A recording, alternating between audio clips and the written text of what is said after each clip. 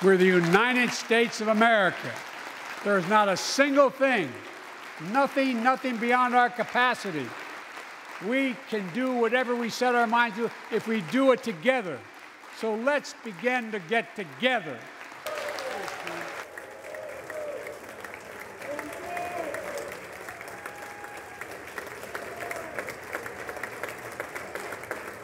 I have the high privilege and distinct honor to present to you the President of the United States.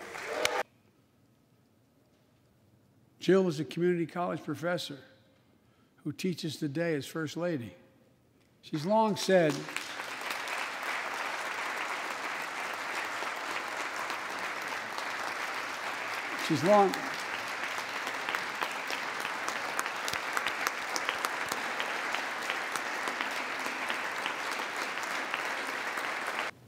biotechnology, computer chips, clean energy.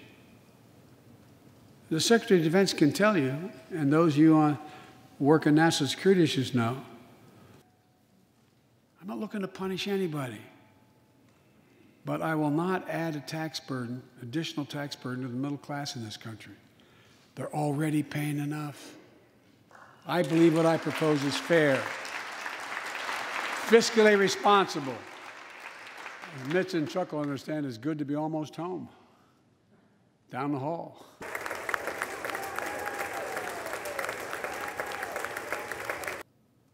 Autocrats will not win the future. We will. America will. And the future belongs to America.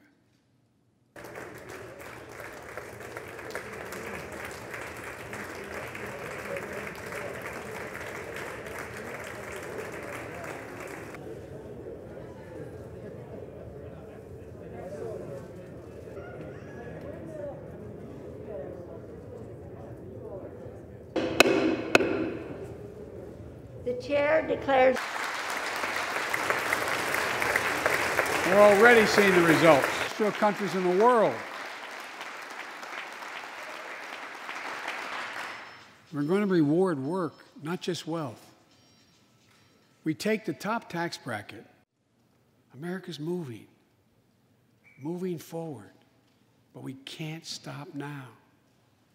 We're in competition with China and other countries to win the 21st century. We're at a great inflection point in history. We have to do more than just build back better. We have to build back better. We have to compete more strenuously than we have.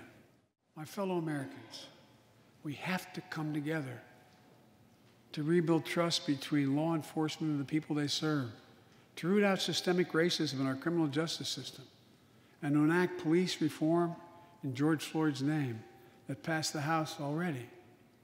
I know Republicans have their own ideas and are engaged in very productive discussions with Democrats in the Senate. We need to work together to find a consensus. But let's get it done next month, by the first anniversary of George Floyd's death. With regard to Russia, I know it concerns some of you, but I made very clear to Putin that we're not going to seek escalation, but their actions will have consequences. They turn out to be true, and they turned out to be true.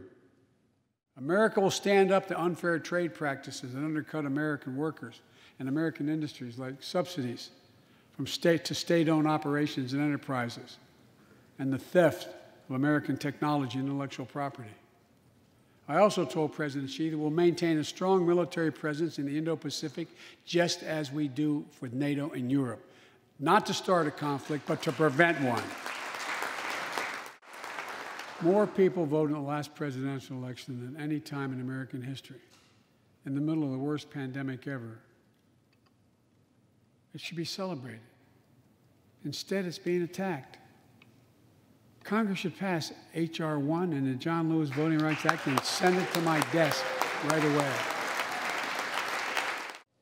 The American Jobs Plan is going to create millions of good-paying jobs, jobs Americans can raise a family on. As my dad would then say, with a little breathing room. And all the investments in the American Job Plan will be guided by one principle: buy American. Buy American.